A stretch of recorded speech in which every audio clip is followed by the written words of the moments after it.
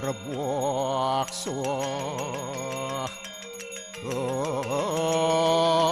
at sawit turwarenium borgu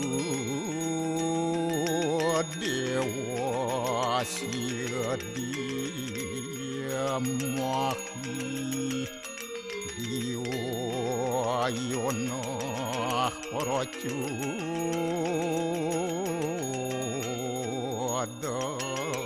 dayat Om narayanu ewidem sarum yad buatem yasjabawiyam Sekolang niranjan niruya kalpun nirakyata sududewiku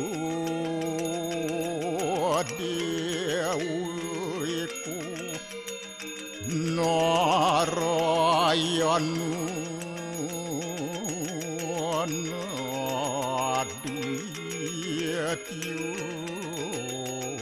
Astia kastit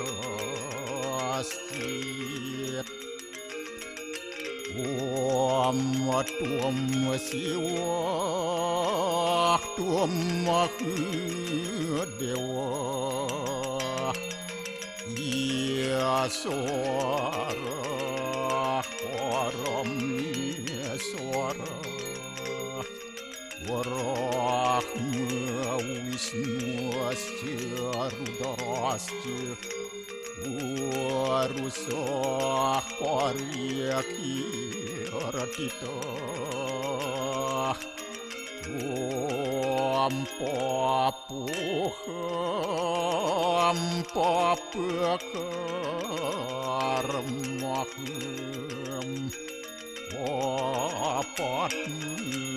apa sambawa rahimam pundaria kaksir sabahia biantara suci Om kesama dewa suara perannya kita angkara mamuja suara papidya Walaya suasadi siwa Om kesantauya kaiku dosa kesantauya wajiku Santawiyo manaswa dosa At permadat kesamam Om santi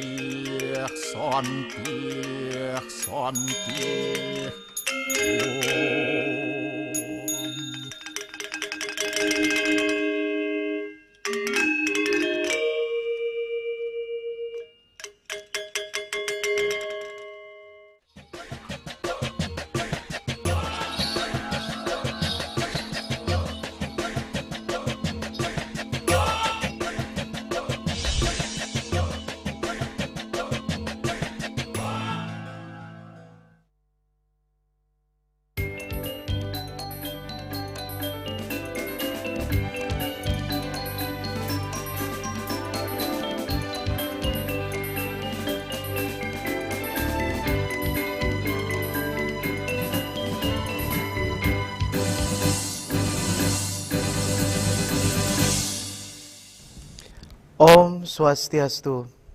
Pemirsa Bali TV seputar Bali kembali hadir dengan menyajikan sejumlah informasi menarik untuk Anda. Di antaranya adalah pembangunan akomodasi di pinggir pantai Gianyar makin marak.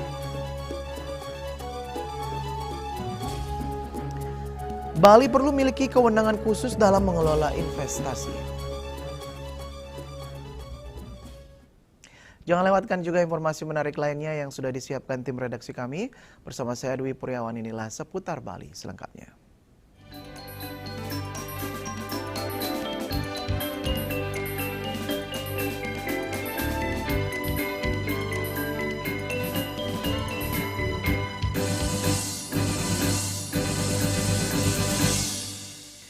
Pemirsa, pembangunan akomodasi di beberapa kawasan pinggir pantai Gianyar semakin marak dan dilirik investor karena daya tarik pesisirnya. Bahkan beberapa akomodasi wisata seperti hotel dan resort terlihat berdiri berdekatan dengan bibir pantai.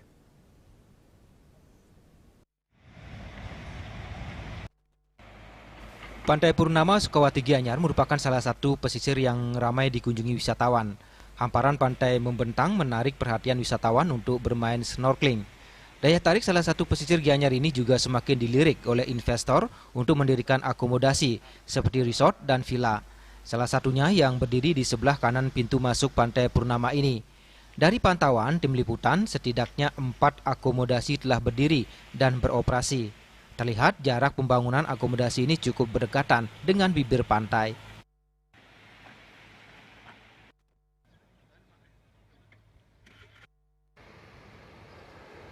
Pembangunan akomodasi juga terlihat di sebelah kiri pintu masuk Pantai Purnama dan masih dalam tahap pengerjaan. Setidaknya terdapat 2 akomodasi baru dalam proses pengerjaan. Pembangunan akomodasi seperti hotel, resort, dan villa di pinggir pantai sejatinya memiliki dampak positif, seperti menciptakan lapangan pekerjaan baru, menarik minat wisatawan untuk berkunjung, dan memberikan pemasukan PAD bagi daerah melalui pajak atau distribusi yang dikenakan bagi wisatawan. Namun jika tidak sesuai dengan peruntukan dan tata ruang, pembangunan akomodasi di pesisir dapat menimbulkan berbagai persoalan. Salah satunya memperparah abrasi dan terkikisnya lahan produktif seperti sawah akibat alih fungsi lahan. Selain penerapan moratorium, pemerintah Kabupaten Gianyar saatnya semakin tegas dalam melakukan pendataan sarana akomodasi pariwisata untuk meningkatkan pendapatan asli daerah atau PAD dan mengendalikan pembangunan yang ada. Ari Wiratmaja, Bali TV. Pemirsa, masifnya alih fungsi lahan di Kabupaten Badung kini menjadi sorotan serius. Kondisi tersebut bahkan dinilai sudah berada pada tahap mengkhawatirkan dan mencerminkan lemahnya tata kelola ruang di Gumi Keris tersebut.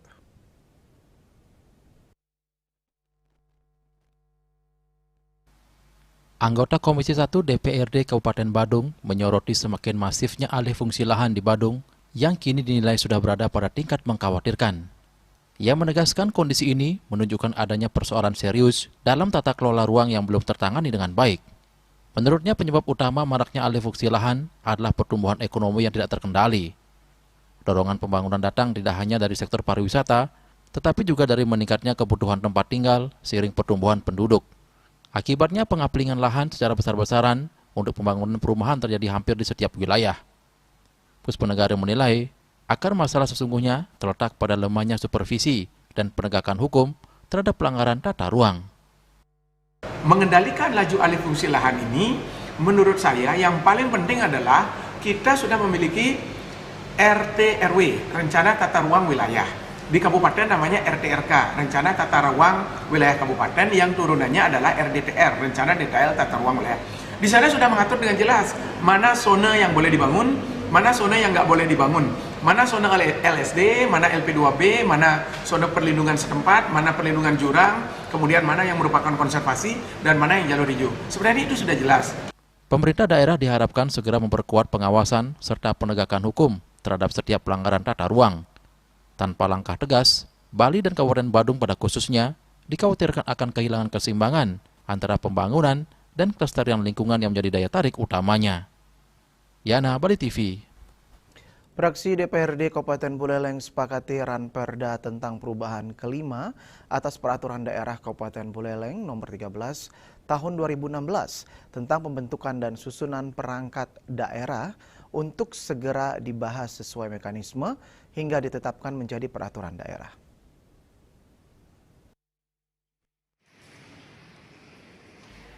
Kesepakatan tersebut terungkap dalam rapat paripurna DPRD Kabupaten Buleleng dengan agenda penyampaian pandangan fraksi atas Ranperda tentang perubahan kelima atas Peraturan Daerah Perda Kabupaten Buleleng nomor 13 tahun 2016 tentang pembentukan dan susunan perangkat daerah di ruang paripurna gedung DPRD Buleleng Senin 13 Oktober 2025. Dalam kesempatan tersebut, masing-masing fraksi yang ada menyampaikan pandangan umum terhadap usulan tersebut yang dinilai penting dalam rangka penyesuaian struktur perangkat daerah dengan kebutuhan organisasi pemerintah yang berlandaskan efektivitas, efisiensi, serta adaptif terhadap perubahan dan perkembangan kebijakan serta kemampuan daerah dalam rangka peningkatan kualitas layanan kepada masyarakat.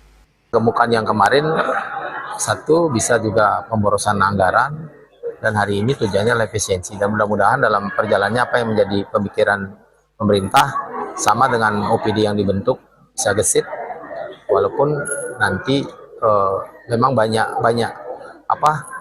meja lagi yang dipimpin oleh dinas terkait. Terus masalah penggabungannya, pemekarannya, memang ini karena kedua-duanya ini berperan penting bagi pendapatan asli daerah kita, biar memang betul-betul punya tugas yang terarah dalam satu bidang masing-masing. Ini sangat penting juga untuk pemerintahan yang baru ini. Ketua DPRD Ngurah Aryo juga menyampaikan pemekaran dan penggabungan OPD yang dilakukan pemerintah daerah salah satunya berorientasi pada efektivitas dan efisiensi anggaran, dan pemekaran yang dilakukan pada OPD terkait peran penting dalam pendapatan dan pengelolaan keuangan daerah sehingga betul-betul dapat terarah dalam satu bidang masing-masing. Fraksi PDIP yang dibacakan Nikadek Turkini SH menyampaikan pembentukan dan susunan perangkat daerah diharapkan selalu berorientasi pada efisiensi, efektivitas, proporsionalitas, serta fleksibilitas sehingga mampu mendukung terwujudnya visi dan misi Kabupaten Buleleng. Sementara fraksi Partai Golongan Karya menyampaikan masukan terkait dengan banyaknya sekolah-sekolah yang masih kekurangan tenaga pengajar, baik guru kelas maupun guru bidang studi, sehingga perlu mendapat perhatian dari pemerintah daerah. Lain hal dengan fraksi Partai Nasdem, dalam pandangan umumnya berharap dengan adanya penataan perangkat daerah, ke depan diharapkan tingkat pelayanan akan semakin bagus, cepat dan tidak berbelit-belit, serta memberikan pelayanan dengan hati, sehingga masyarakat yang membutuhkan pelayanan merasa terpuaskan. Fraksi Partai Gerindra dalam pandangannya menyampaikan catatan terhadap pentingnya peningkatan kapasitas sumber daya manusia, serta distribusi pegawai yang berdasarkan pada kompetensi dan kinerja sehingga tidak menimbulkan stagnasi pada proses layanan. Sementara fraksi Partai Demokrat PKB menyampaikan perlunya memperhatikan keseimbangan antara rasionalisasi dan struktur organisasi dengan peningkatan kesejahteraan aparatur sehingga perubahan tersebut tidak menimbulkan keresahan aparatur akibat dari mutasi pejabat tanpa arah yang jelas. Selanjutnya dari kesepakatan yang disampaikan para anggota DPRD Kabupaten Buleleng yang tergabung dalam fraksi-fraksi tersebut, maka pembahasan atas Ranperda perubahan kelima atas Peraturan Daerah Kabupaten Buleleng nomor 13 tahun 2016 tentang pembentukan dan susunan perangkat daerah diharapkan dapat segera dilaksanakan dengan lancar serta menghasilkan regulasi yang nantinya mampu memperkuat kinerja perangkat daerah Kabupaten Buleleng yang bermuara pada pelayanan yang terbaik bagi seluruh masyarakat di Kabupaten Buleleng. Yasri Yuli, Bali TV.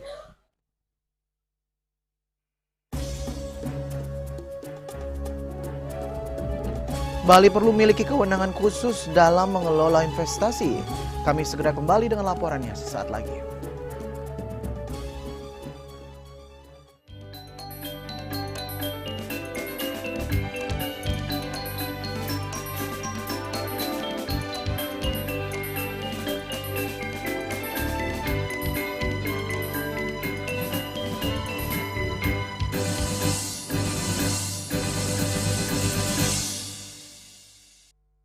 Lambung apa umpan terobosan yang terbaik?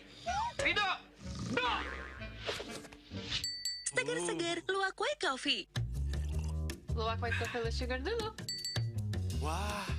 Luwak white coffee less sugar dibuat dengan susu rendah lemak, rendah gula, rendah kalori. Menangkan 5 tiket nonton langsung Piala Dunia. Kirim 5 bungkus kopi luwak apa saja. Foto dan upload ke sosial media tag Kopi Luwak Official. Buruan kirim. Pemenang akan segera dipilih. Luwak white coffee, rendah gula, nyaman diminum.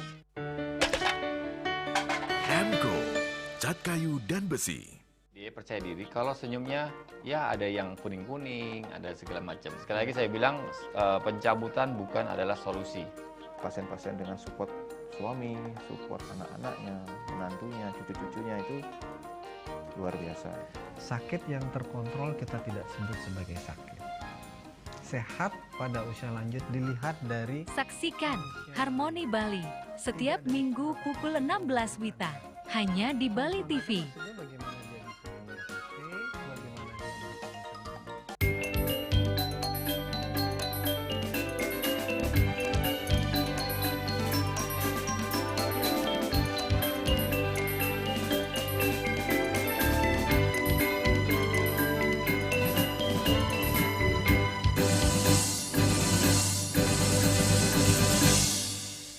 Pemirsa, Bali dianggap sebagai daerah yang tidak bisa disamaratakan dengan daerah lain. Daya saing investasi Bali yang tinggi memerlukan regulasi yang berbeda dan kewenangan yang lebih besar agar dapat naik kelas. Untuk itu, Bali perlu memiliki kewenangan khusus dalam mengelola setiap investasi yang masuk. Usulan agar Bali memiliki kewenangan khusus dalam mengelola investasi muncul dari berbagai pihak, termasuk pelaku pariwisata sekaligus pengamat ekonomi Viraguna Bagus Oka. Pihaknya menilai kemudahan masuknya investor asing menimbulkan dampak negatif terhadap lingkungan dan usaha lokal. Terlebih sistem online single submission OSS saat ini dinilai terlalu mudah bagi investor asing, karena banyak investor yang berinvestasi di Bali namun dananya disimpan di luar negeri. Hal tersebut tentu merugikan bagi Bali. Dengan kewenangan khusus, Bali dapat memastikan setiap investor menaruh seluruh dananya di bank lokal, serta setiap investasi patuh pada tata ruang wilayah dan peraturan zonasi yang ketat. Waktunya pemerintah Provinsi Bali melakukan langkah-langkah terobosan untuk bisa agar setiap investasi dari luar masuk Bali itu kewenangan penuh ada di pemerintah Provinsi Bali. Termasuk itu yang sedang diperjuangkan OSS. Ya, betul.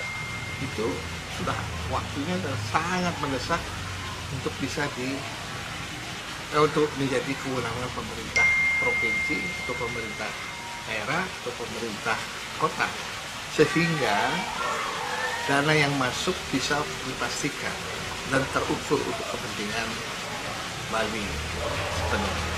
Itulah tujuannya Bali bisa memiliki suatu otoritas dalam rangka mengamankan local wisdom, dalam rangka mengamankan Trihita Karana sesuai dengan misi dan visi dari Gubernur Bali yang telah dicanangkan. Investor asing itu bagus, cuma harus diatur dan ditetapkan agar dana yang diinvestasikan di Bali dengan menggunakan sarana perbankan di local bank atau di bank-bank yang di Bali, tidak lagi menanam di Bali, duitnya ditaruh di Singapura, itu tidak. Dengan kewenangan khusus yang dimiliki, Bali tentu akan dapat mengamankan local wisdom, menjaga alam dan budaya Bali, serta dapat menyaring investor yang masuk ke Bali. Sukma, Bali TV.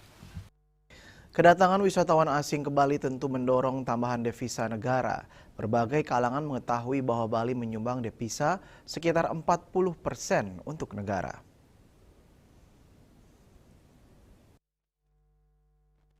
Namun demikian, menurut Guru Besar Pariwisata Universitas Udayana, Profesor Dr. Iputu Anom Empar, perlu dicermati bahwa devisa yang masuk itu adalah perputaran uang melalui produk domestik bruto PDB, bukan serta-merta uang yang masuk itu merupakan pajak atau fiskal. Lain halnya jika pemerintah Provinsi Bali menginginkan adanya pemasukan dari Bandara Ngurah Rai maupun visa on arrival, yang mana tentu dananya lumayan tinggi. Hal ini tentu dapat ditelusuri sejauh mana Bali mendapatkan bagian dana bagi hasil DBH. Lain halnya kalau pemerintah Bali mau pemasukan dari airport Ngurah Rai misalnya, kan lumayan tinggi itu. Ya. Bisa on arrival maupun pemasukan di PT Angkasa Pura kan itu misalnya. Nah, itu bisa ditelusuri sejauh mana Bali mendapatkan bagian dari itu kan itu harus dicermati. Dana bagi hasil itu ya DBH itu. Nah, itu yang harus dibicarakan oleh pemerintah Bali dengan pemerintah pusat. Maksud diperjuangkan oleh anggota DPR RI asal Bali maupun DPD RI asal Bali untuk perjuangan di pusat supaya pemerintah Bali itu mendapat bagian yang lebih banyak lagi untuk pemasukan pariwisata, terutama sekali dari badan usaha milik negara yang beroperasi di Bali, baik itu airport maupun pelabuhan. Kan ini yang perlu harus ada aturan yang jelas, baru kita bisa mendapatkan dana seperti itu. Jadi walaupun banyak mendatangkan di pusat, tapi belum tentu itu uang masuk ke pusat, itu harus dicermati ya. Saya kira itu ya. Karena Bali merupakan tujuan pariwisata dunia, pemerintah pusat diharapkan memberikan perhatian kepada Pemprov Bali yang mengekspor jasa pariwisata. Dalam hal ini agar bisa mendapatkan lebih banyak manfaat baik untuk masyarakat maupun Pemprov Bali itu sendiri. Andika, Bali TV. Pemirsa, Bupati Badung Wayan Adi Arnawa membuka Badung Education Fair di Balai Budaya Giri Nata Mandala, Puspom Badung. Kegiatan tersebut diharapkan menjadi ajang kreativitas dan inovasi siswa, tidak hanya di bangku sekolah.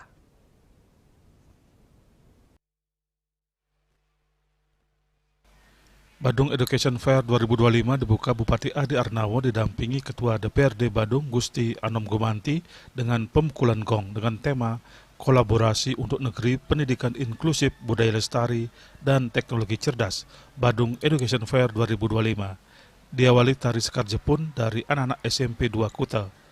Kepala Distrik Pora Badung, I Gusti Made Dwi Payana dalam sambutannya mengatakan Badung Education dijadikan ruang bagi pelajar sinergi sekolah, lembaga pendidikan agar proses pendidikan tidak hanya di bangku sekolah. Kegiatan BEF sebagai ajang lengkap karena dapat dilihat kreativitas siswa di Badung. Sementara Bupati Badung, Wayan Adi Arnawa mengatakan Pemkab Badung selalu fokus dengan pendidikan di bumi keris dan selalu memberikan beasiswa dari jenjang SD hingga perguruan tinggi bagi yang kurang mampu.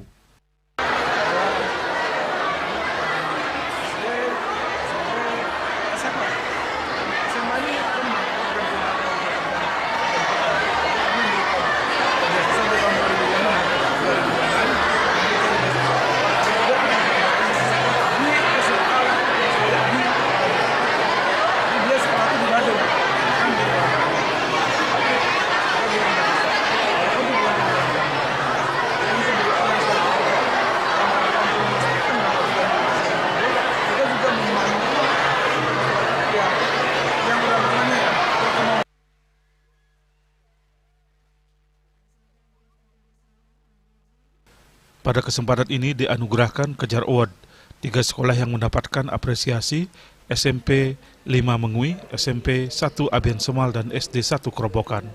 Apresiasi aktif sekolah semangat menabung sejak usia dini dan launching majalah digital Langkah Baru.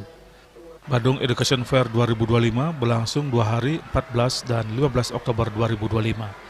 Diakhiri, acara Bupati Adi Arnawa meninjau stand pameran dan berinteraksi dengan para siswa di ajang Badung Education Fair 2025.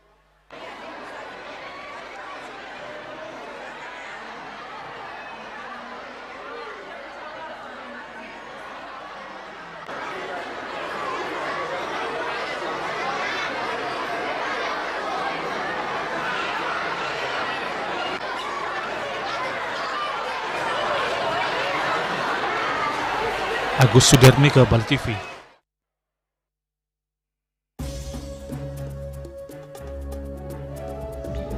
Kami akan segera kembali dengan informasi tragedi di Songan. Nyawa melayang gara-gara perselisihan sepele, cerminan pergeseran karakter Krama Bali.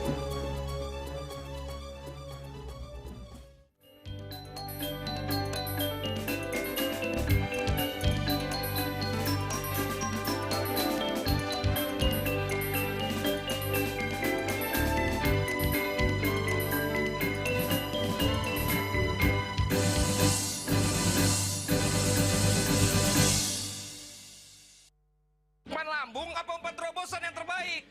Ridho! Coffee. Luwak white coffee less sugar dulu. Wah. Luwak white coffee less sugar dibuat dengan susu rendah lemak, rendah gula, rendah kalori. Menangkan 5 tiket nonton langsung Piala Dunia. Kirim 5 bungkus kopi luwak apa saja. Foto dan upload ke sosial media tag Kopi Luwak Official. Buruan kirim, pemenang akan segera dipilih. Luwak white coffee, rendah gula, nyaman diminum. Cat Color dengan daya sebar yang luas, cepat kering, dilengkapi 39 pilihan warna. Kualitas dijamin terbaik. Cat Color harga ekonomis.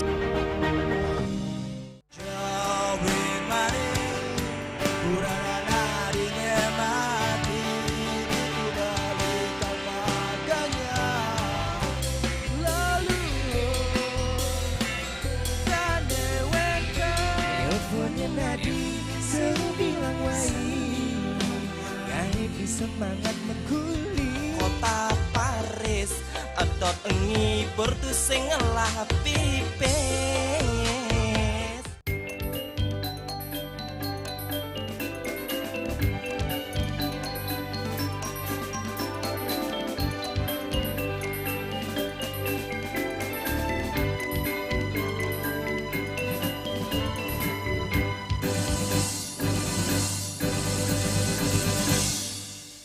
Pemirsa, suasana tenang dan sejuk di kawasan Pegunungan Batur, Kintamani, Bangli beberapa hari terakhir mendadak terusik.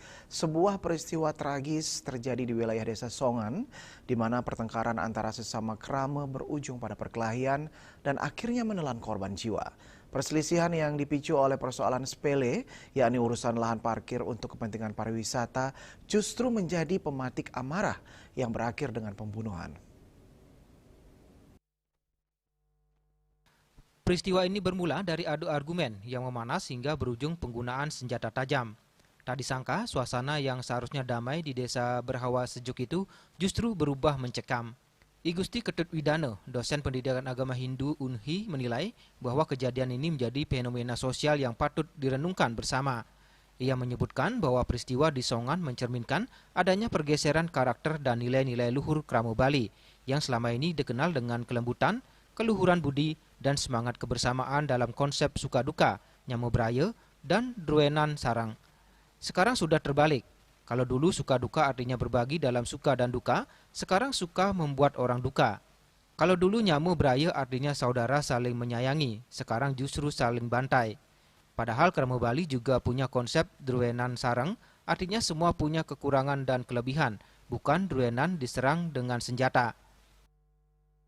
Ini menandai bahwa konsep-konsep kita dalam praktek keagamaan kita masih fokus dari hal-hal yang berhubungan dengan ritualistik, simbolik. Jadi masih bermain di tataran simbol, walaupun mengandung makna tinggi tetapi tidak dilaksanakan. Inilah yang menjadi keprihatinan kita, bahwa di balik religi, tradisi yang luar biasa, nilai intinya, core value-nya, ternyata dalam implementasi dalam kehidupan sehari-hari jauh dari apa yang kita harapkan. Jadi antara teks dengan konsep tidak connect dalam konteks, terjadilah peristiwa pembunuhan. Ini artinya secara konseptual sebenarnya kita punya tuntunan ajaran yang luar biasa. Seperti dalam Upanishad misalnya disebutkan Sarwam Idam Kalu Brahman, bahwa semuanya itu berasal dari Tuhan dan akan kembali juga kepada Tuhan.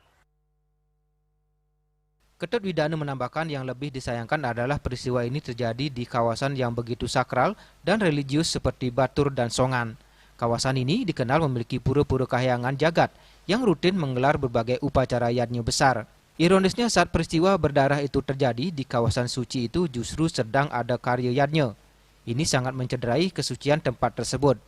Ia juga menyoroti pengaruh perubahan zaman yang ditandai dengan arus globalisasi dan kapitalisme terutama dalam sektor pariwisata. Menurutnya persaingan ekonomi dan kepentingan bisnis seringkali memicu gesekan antar krama. Dunia pariwisata yang seharusnya membawa kesejahteraan justru menjadi pemicu konflik. Gara-gara urusan lahan parkir, pipis dan hal-hal kecil lainnya muncul ambisi saling bis-bis hingga bertindak bengis, sadis, tragis dan dilematis. Tragedi di Songan ini diharapkan menjadi pelajaran berharga bagi seluruh masyarakat Bali agar kembali meneguhkan jati diri berdasarkan nilai-nilai kearifan lokal dan filosofi Dharma. Kita perlu kembali pada ajaran leluhur, menjaga keseimbangan antara skala dan niskala, dan membangun kesadaran bahwa perdamaian jauh lebih berharga daripada kemenangan sesaat.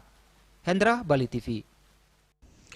Adanya beberapa konflik di Kintamani Bangli yang terakhir tercatat karena lahan parkir di Songan. Dengan timbulnya korban jiwa tidak terlepas kurangnya perhatian pemerintah dalam mendampingi berbagai usaha yang tumbuh di Kintamani. Hal ini menimbul ketidakpercayaan masyarakat sehingga memilih secara mandiri untuk berdedikari.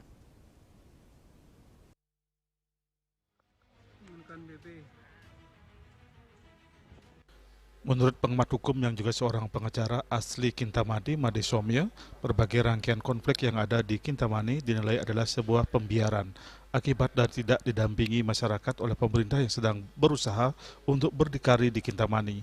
Akhirnya mereka memilih jalan mandiri dalam berusaha. Begitu banyaknya yang terjadi kasus di Kintamani membuat peluang konflik lanjutan baik secara horizontal maupun secara vertikal. Artinya ketidakpercayaan terhadap pemerintah dalam pengelolaan sumber daya yang ada di Kintamani termasuk SDM-nya. Karena apapun yang diambil pemerintah seolah-olah kurangnya komunikasi, kurang sejalan dengan masyarakat. Meski itu dalam maksud baik. Untuk itu harus ada komunikasi yang lebih baik, uji publik dilakukan sebelum ada keinginan melakukan proyek tertentu yang lahir dari modal kapitalis, sehingga tidak berhadapan dengan ekonomi kerakyatan yang tumbuh berkembang secara mandiri dan berdikari di Kintamani. Masyarakat di Kintamani itu selama ini begitu mandiri dan berdikari tanpa terlalu diperhatikan atau tidak didampingi oleh pemerintah.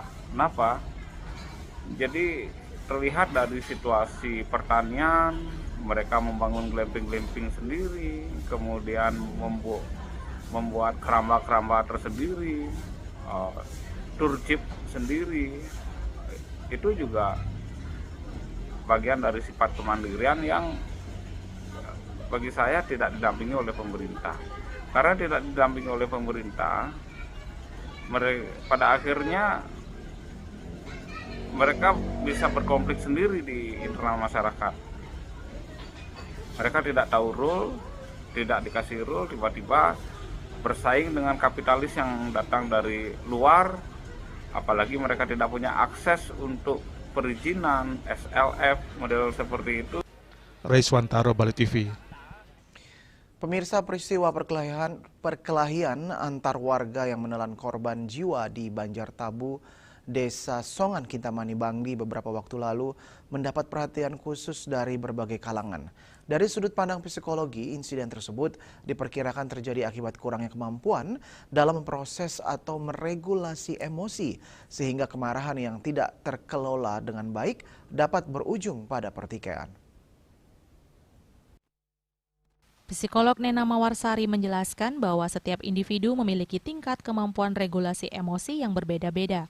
Perbedaan ini dipengaruhi oleh berbagai faktor, diantaranya budaya, pola pengasuhan, dan gender terutama laki-laki, yang dimana sering diharapkan untuk bersikap berani dan menahan perasaan. Akibatnya mereka tidak terbiasa mengungkapkan isi pikiran atau perasaan dengan kata-kata. Hal ini membuat sebagian dari mereka lebih cenderung melampiaskan emosi melalui tindakan konfrontatif. Ia menambahkan kondisi sosial dan ekonomi yang tidak stabil saat ini turut memperburuk situasi. Faktor ekonomi seperti tekanan finansial, rasa tidak aman, dan beban hutang menjadi faktor yang sangat sensitif dan bisa mempengaruhi kestabilan emosi seseorang. Menurut Nena, ketika seseorang sedang berada dalam kondisi emosional terdapat dua pilihan, yaitu memendam atau melampiaskan amarah. Namun kedua cara tersebut tidak efektif.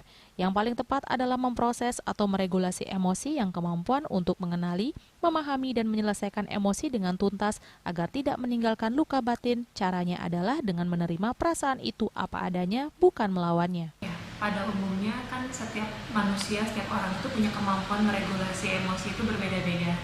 Dan faktor-faktor kenapa seseorang itu punya tingkatan kemampuan meregulasi emosi yang berbeda-beda itu tergantung dari satu budaya, kemudian yang kedua itu pola pengasuhan, yang ketiga ya memang tanda kutip gender dan sebagainya. Laki-laki istilahnya sejak lahir tuh kayak diharapkan untuk bisa menahan bersikap berani, bersikap gentle, sehingga kemampuan untuk menguraikan isi kepala itu kadang-kadang tidak lazim gitu. Jadi bahasa-bahasa seperti mengutarakan perasaan dan rasa itu tidak dibiasakan sejak kecil, sehingga merasa bahwa apapun yang ada di kepala, apapun yang ada di hati itu harus dilampiaskan, harus dengan konfrontasi gitu.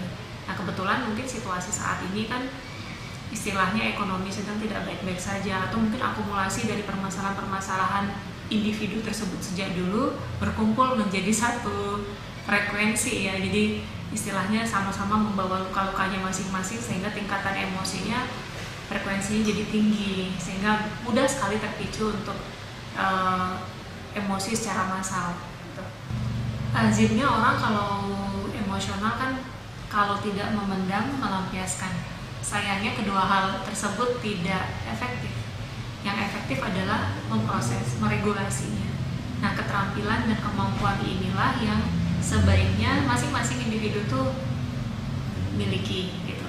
Salah satunya adalah dengan menerima perasaan itu apa adanya, bukan melawan, karena lawan yang marah sabar, dia marah karena nggak bisa sabar gitu kan.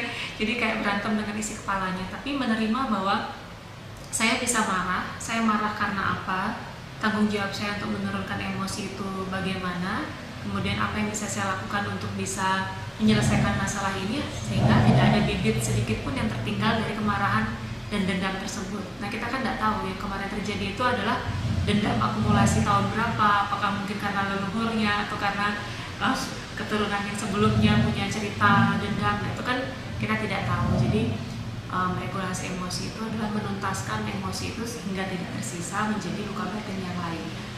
Ya, merasa punya tanggung jawab bahwa emosi kita itu adalah tanggung jawab kita, bukan orang yang harus mengerti, bukan lingkungan yang harus mengerti, tapi saya worth it untuk hidup yang lebih tenang, punya kesehatan mental yang lebih baik, dan kualitas hidup yang lebih baik lagi. Dengan kemampuan regulasi emosi yang baik, setiap individu diharapkan mampu mencegah munculnya konflik yang lebih besar di tengah masyarakat. Sebab pada dasarnya kedamaian sosial dimulai dari kedamaian dalam diri masing-masing individu. Bunga Widrayani, Bali TV. Sementara itu pemirsa mengaku lelah merawat istrinya yang sedang menderita penyakit stroke. Seorang suami tega membunuh istrinya. Akibat perbuatannya, pedagang lalapan tersebut kini mendekam di balik trali besi Polsek Denpasar Barat.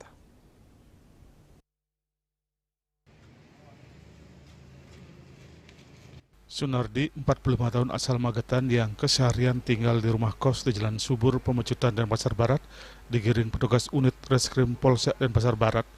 Pria yang keseharian berjualan lalapan ini nekat menghabisi nyawa pasangan hidupnya, Evi Dwi Yulianawati, 50 tahun asal Surakarta, dengan cara membekapnya menggunakan bantal. Awal tersangka berniat bunuh diri namun mengurungkan niatnya karena berpikir jika ia meninggal, siapa yang akan mengurus istri yang sedang sakit. Namun justru timbul niatnya menghabisi nyawa istrinya yang sedang menderita penyakit stroke dengan menggunakan sebuah bantal. Usai melakukan aksinya, Sunardi menyerahkan diri ke Pospol Monang Maning dan selanjutnya digiring ke Mapolsek Denpasar Barat. Motif pelaku yaitu karena sudah capek mengurus istrinya karena sudah sakit stroke dari tahun 2024 hingga kemarin. Kemudian si pelaku membunuhnya dengan cara membekap dengan bantal. Kepada petugas, tersangka Sunardi mengaku lelah mengurus istrinya yang sedang sakit stroke sejak setahun lalu, sehingga nekat melakukan pembunuhan. Merasa capek? Capek atau ada motivasi lain, Pak? Capek aja. Akibat perbuatannya, Sunardi dijerat pasal 44 ayat 3 Undang-Undang Nomor 23 Tahun 2004 tentang kekerasan dalam rumah tangga atau pasal 338 KUHP tentang pembunuhan. Kini Sunardi mendekam di balik trali besi guna mempertanggungjawabkan perbuatannya. Raiswantaro, Bali TV. Jangan hanya berorientasi cuan, wacana wisata pesiar perlu kajian mendalam. Kami sudah kembali dengan laporannya sesaat lagi.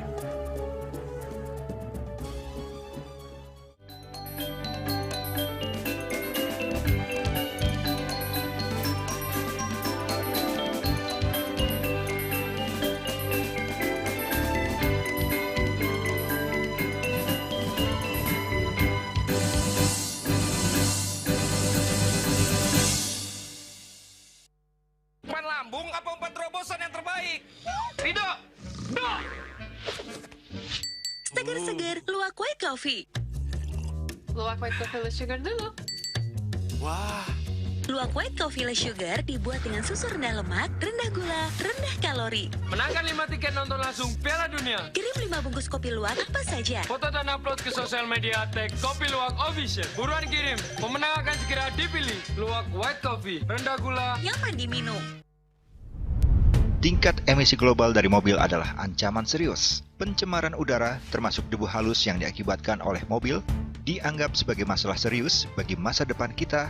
Mr. An Jong-sin, seorang presiden, sang penemu, mengembangkan teknologi melalui penelitian luas. Ploumai Eco adalah hasil akhir dari penelitiannya. Ploumai Eco adalah produk inovatif yang menciptakan lingkungan di mana penghematan bahan bakar antara 10 hingga 15% dan pengurangan emisi 50 hingga 70% mungkin tercapai. Mereka berkomitmen untuk terus berusaha mengurangi polusi udara di planet kita yang diakibatkan oleh mesin pembakaran dalam. Sebuah teknologi yang mengoptimalkan bahan bakar di mesin pembakaran dalam, Ploumai Eco. Setelah digunakan belt, mungkin seperti ini ya.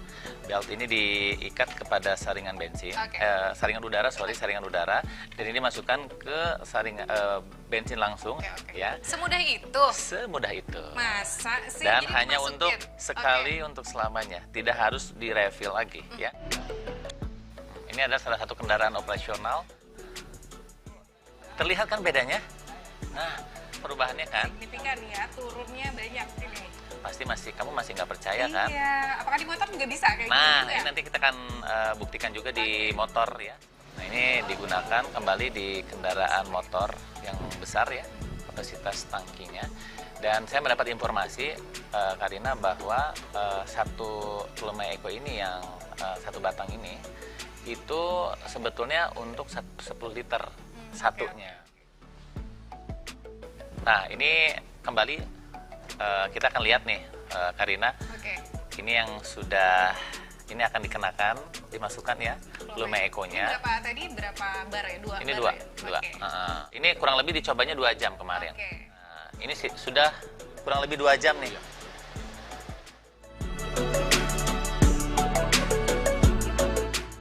Sebuah teknologi yang mengoptimalkan bahan bakar di mesin pembakaran dalam, Ploumai Eco.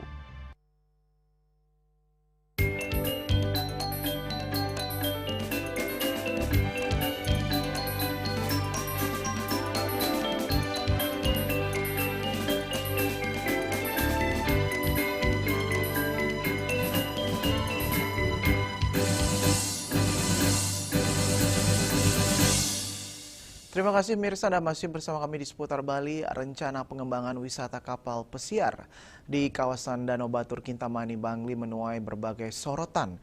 Proyek ini dikhawatirkan akan mengganggu kesucian Danau Batur serta berdampak pada mata pencaharian masyarakat yang sebagian besar membudidayakan ikan keramba. Untuk itu diperlukan kajian mendalam terkait dampak yang dapat ditimbulkan.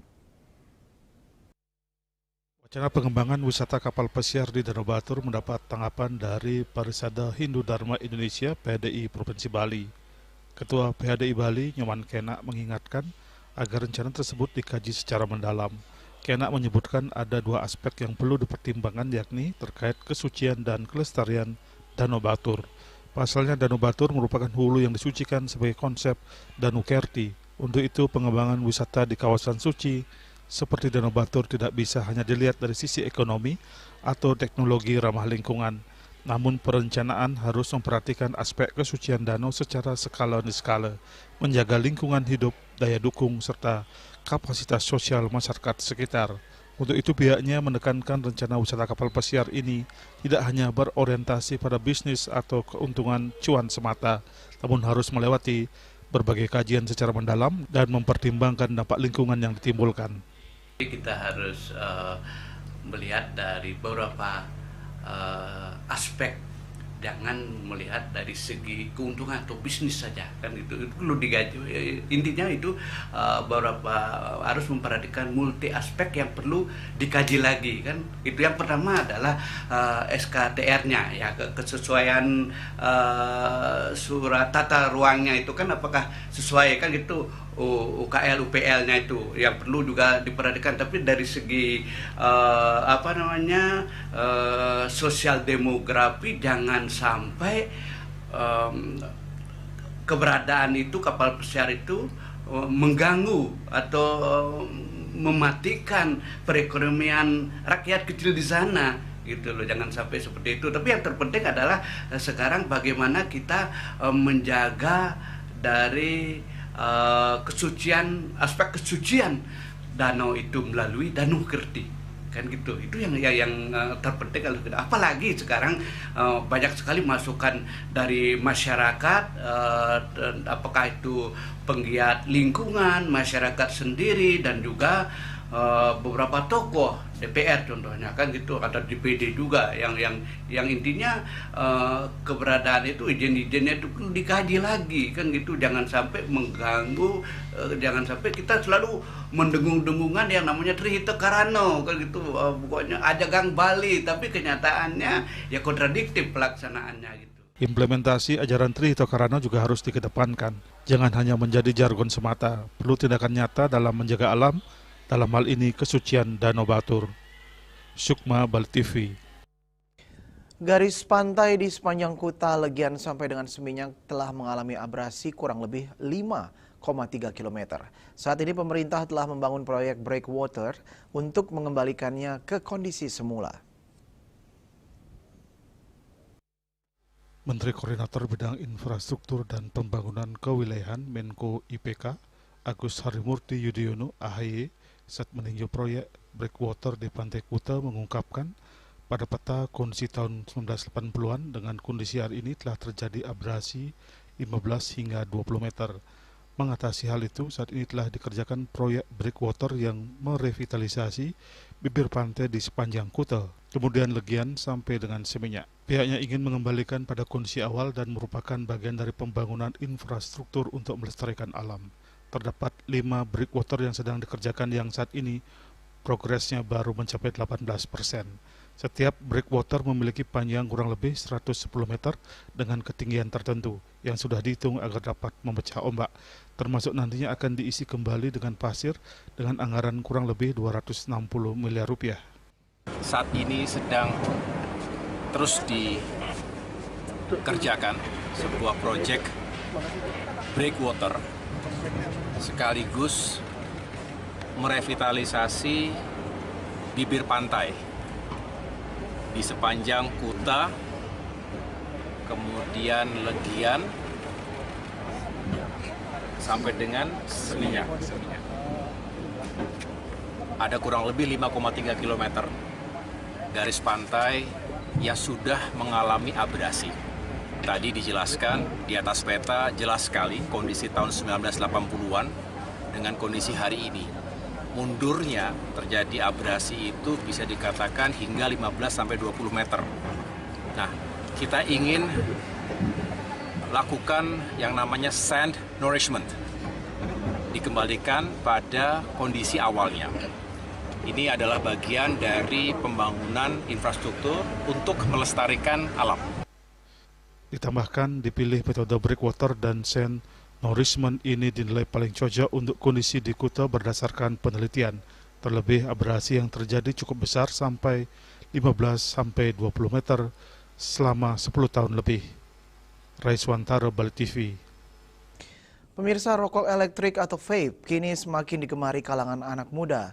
Selain dianggap memiliki sejumlah kelebihan, penggunaan rokok elektrik juga dinilai dapat membantu menurunkan tingkat kecanduan rokok biasa dan telah menjadi gaya hidup anak muda saat ini.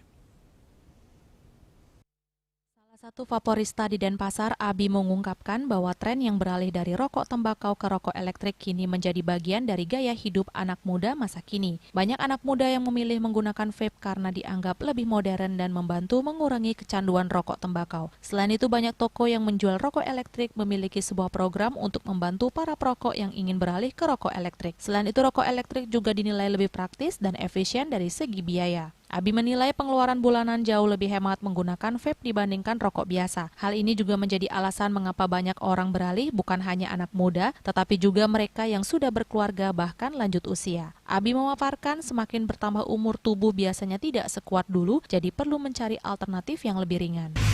Kalau menurut saya sendiri, itu salah satu hal yang bagus ya, karena pot atau vape itu salah satu cara buat ngurangin kecanduan rokok. Kita pun di sini juga punya program ngebantu orang-orang yang perokok itu pengen pindah ke vape. Itu kita ada caranya sendiri. Jadi ketika orang itu nyoba pot atau vape untuk pertama kali, mereka tuh meskipun itu baru pertama kali, mereka nggak akan ngerasa kayak nggak cocok, bosen atau apa. Pada umumnya orang-orang yang baru pindah itu nggak ada di edukasinya. Jadi mereka asal beli, kemudian dikasih ini itu sesuai saran. Intinya seperti apa ya, bisa dibilang mementingkan market daripada konsumennya. Cuma kalau di sini itu kita punya program itu membantu untuk mengurangi rokok dengan cara kita tanya lagi penggunanya sebelumnya merokoknya apa, kita hitung lagi tingkat nikotinnya, baru kita saranin ke liquid dengan tingkat nikotin yang cocok. Jadi itu sarana biar orangnya bisa berhenti merokok sedikit demi sedikit, kemudian tingkat nikotin yang dia perlukan itu masih tercukupi meskipun dengan pot atau vape. Kemudian untuk anak muda sendiri yang berpindah ke pot atau vape, kalau menurut saya mungkin itu lebih preferensi ya, karena untuk anak muda kadang itu tampilan lebih penting bahkan fungsi. Karena sekarang pada umumnya di tempat umum kan kayak nggak boleh merokok atau apa, sedangkan rokok elektrik kan tidak ada api dan lain-lainnya, cuma asap yang bersih. Itu pun lebih mirip ke uap air daripada asap tembakau. Mungkin karena itu mereka mulai beralih ke pot. Menurut Abi, daya tarik lain dari rokok elektrik adalah dari segi tampilannya yang dianggap lebih menarik dan modern, sehingga penampilan terlihat lebih kekinian. Meski demikian, rokok elektrik tetap mengandung resiko bagi kesehatan. Oleh karena itu, rokok elektrik bisa dikatakan sebagai alternatif yang lebih aman dibandingkan rokok tembakau, tetapi bukan berarti sepenuhnya bebas dari bahaya. Bunga Widrayani, Bali TV.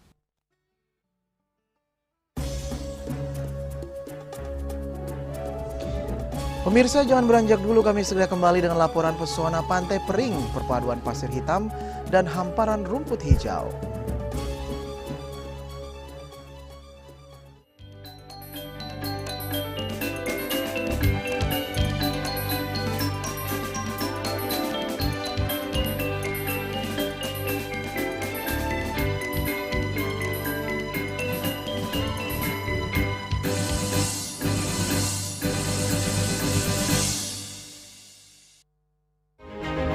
Cat Color dengan daya sebar yang luas, cepat kering, dilengkapi 39 pilihan warna. Kualitas dijamin terbaik. Cat Color, harga ekonomis.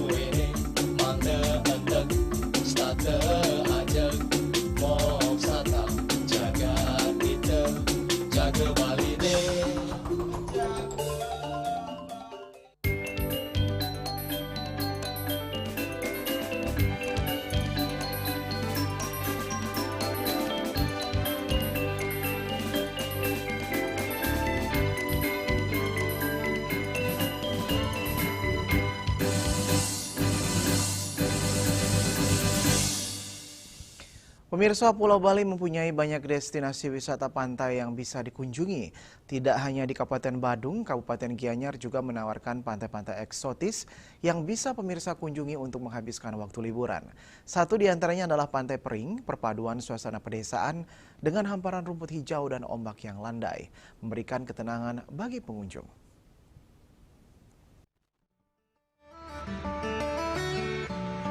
Pesona Pantai Pering di Gianyar terletak pada keindahan alamnya yang unik, yaitu kombinasi pasir hitam vulkanik, hamparan rumput hijau, dan pemandangan pedesaan yang tenang. Pantai yang juga dikenal sebagai Pantai Segar Wilis ini menawarkan suasana damai. Selain itu, Anda juga bisa menikmati aktivitas seperti memancing dan surfing di ombak yang sedang. Mempunyai garis pantai yang panjang dan ombak landai, pantai ini cocok dijadikan tempat tujuan untuk bersantai melepas penat. Buat kamu yang ingin berkunjung, Pantai Pering terletak di Desa Pering, Belah Batu, Kabupaten Gianyar. Lokasinya akan sangat mudah ditemukan, baik secara offline maupun menggunakan aplikasi peta online. Pantai ini berada di sebelah timur Pantai Sabel dan mempunyai jalan masuk yang sama dari Jalan Bypass Ida Bagus Mantero. Anda bisa berkunjung ke Pantai Pering kapan saja. Tempat ini dibuka setiap hari, mulai pukul 09.00 sampai 17 WITA. Selain jam tersebut, pantai ini masih bisa dikunjungi, hanya saja tidak ada petugas yang berjaga mengawasi saat bermain di pantai. Pengunjung cukup membayar biaya parkir saja sebesar Rp2.000 untuk sepeda motor dan Rp5.000 untuk mobil. Sesampainya di lokasi, kamu akan dimanjakan oleh pemandangan pantai yang menawan, hamparan pasir hitam luas, suara deburan ombak yang menyejukkan hati, dan beratapkan langit biru yang cerah. Pada bagian tepi pantai, terdapat hamparan rerumputan luas yang bisa kamu gunakan untuk duduk santai sambil melihat Pulau Nusa Penida dari kejauhan. Pagi hari kamu bisa melihat matahari terbit di ufuk timur dan sore hari menawarkan pemandangan langit senja yang meneduhkan mata. Ciri khas keindahan pantai ini yaitu pasirnya yang berwarna hitam namun sangatlah indah, apalagi di waktu siang hari. Warnanya tampak berkilauan memantulkan sinar matahari. Kondisinya yang belum terlalu ramai tentu menawarkan ketenangan bagi pengunjungnya. Pantai Pering ini juga kerap dijadikan tempat nongkrong bagi para anak-anak muda dan juga liburan keluarga di sore hari.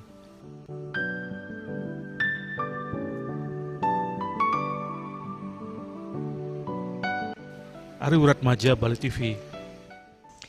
Pemirsa, suasana hikmat dan penuh makna spiritual menyelimuti desa adat Cucukan saat seluruh iring-iringan nyenuk berkumpul di pura dalam setempat untuk melaksanakan matur piuning sebelum melanjutkan prosesi menuju Merajan Tengah. Tradisi sakral ini menjadi salah satu rangkaian penting dalam upacara keagamaan di desa adat tersebut yang syarat akan nilai-nilai dreste pesemetonan atau tatanan adat kesemetonan yang diwariskan secara turun-temurun. Sebelum berangkat menuju Merajan Tengah, seluruh peserta iring-iringan berkumpul di Pura Dalam untuk memohon restu dan keselamatan melalui upacara matur piuning. Iring-iringan nyenuk ini merupakan perwujudan dari Ida Batara Pancawdato, yaitu Batara Iswara, Brahma, Mahadewa, Wisnu, dan Siwa, yang masing-masing diwakili oleh utusan dengan busana, simbol, serta perlengkapan upakara yang berbeda sesuai arah dan warna sakralnya. Utusan Batara Iswara yang berstana di arah Purwa atau Timur mengenakan busana serba putih, menjunjung aturan berupa pala bungkah, pala gantung, pala rambat, serta dilengkapi dengan tegan-teganan. Sementara itu, utusan Batara Brahma yang merupakan serba merah, Batara Mahadewa dengan busana kuning, dan Batara Wisnu dengan busana hitam, masing-masing membawa perlengkapan banten dan upakara suci sebagai simbol kekuatan dan peran beliau dalam menjaga keseimbangan alam semesta. Adapun utusan Batara Siwa yang berstana di Madianing Desa atau pusat desa mengenakan busana poleng atau warna-warni sebagai lambang penyatuan unsur purusa perdana, keseimbangan antara baik dan buruk dalam kehidupan. Prosesi nyenuk ini diiringi dengan berjalan moped dari Pura Dalam menuju Merajan Tengah. Di sepanjang perjalanan, tampak keramo dan semeton pengayah dengan tertib dan penuh bakti membawa berbagai perlengkapan upacara seperti kober, bandrangan, payung patut, senjata penawa sange, serta perlengkapan lainnya. Di belakang iring-iringan juga turut menyertai tetabuhan, asepan, pecanangan, penastan, tigasan, tenan, canang renong, Canang, Merake, hingga kehadiran Ida Mangku yang dengan kusyuk menyuarakan genta disertai dengan para tamu penyenuk. Kemudian setelah iring-iringan tamu penyenuk ini sampai di Jabe Merajan Tengah, ada prosesi di sana sahur pitaken atau tanya jawab dari Sang Brahmana Sidakarya yang sebagai pengemit Suaraja Karya Ida Betara di Merajan, kemudian menyapa para tamu yang datang akan menjenuhkan ke Merajan. Masing-masing tamu setelah disapa atau ditanyai maksud dan kedatangan juga dari mana. Kemudian setelah adanya prosesi tanya jawab, kemudian para tamu bergantian dari yang putih semua masuk ngeranjing ke utamaning Mandale Merajan. Jadi ngaturang semua aturan yang dibawa yang kami sebutkan tadi, pale ramat, pale gantung, pale bungkah di masing-masing pelinggih, di semua pelinggih yang ada di Merajan ini. Setelah demikian, kemudian para tamu duduk di natar Merajan akan katuran penyembrama atau pisugoh dari semeton kami para pengempon pura. Ya. Lebih lanjut, Mangalokarya menjelaskan bahwa makna dari nyenuk berasal dari kata nyenuk yang berarti menjengukkan atau mesimo kramo. Kata simo diartikan sebagai dresta atau tata adat dan kramo bermakna pasemotonan atau persaudaraan. Dengan demikian, nyenuk merupakan simbol dresta pasemotonan, yaitu pelaksanaan tradisi, kebersamaan dan kesucian hubungan antara sesama warga adat yang terikat dalam satu kesucian niskala. Dalam pelaksanaan nyenuk, Ida Betara Panca Dewata mutus utusan beliau untuk menjenguk kramo lengkap dengan pala bungkah, pala gantung dan berbagai sarana lainnya. Ini adalah wujud nyata keharmonisan antara alam skala dan niskala, antara umat dan para dewa yang melindungi desa. Upacara nyenuk di desa adat Cucukan ini bukan sekedar ritual simbolik, namun juga menjadi momentum memperkuat nilai kebersamaan, kesadaran spiritual dan penghormatan terhadap warisan leluhur yang terus dijaga dengan penuh bakti oleh kramo desa. Hendra, Bali TV. Dan kini kami sampaikan informasi perakiraan cuaca untuk kabupaten kota di Bali berlaku hari ini.